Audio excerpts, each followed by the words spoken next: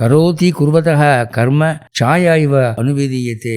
நாம வேலை செஞ்சா அதுவும் வேலை செய்யுங்கிறார். இதுக்கு என்ன அர்த்தம்? நாம வேலை செய்கிறோம். இப்போ ஒரு புக்குக்கு அட்டை பைண்ட் பண்ணுறேன்னா அது எனக்கு புக்கு தேவை, பைண்டிங் தேவை, ரைட்டு. கர்மாவுக்கு என்ன புக் பைண்டிங் வேண்டி கிடக்குது? கர்மா புக்கு வச்சிருக்கா, அதுக்கு புக் பைண்டிங் தெரியுமா? அது எதுக்கு அப்படின்னு நம்ம நினைக்கலாம் இல்லையா?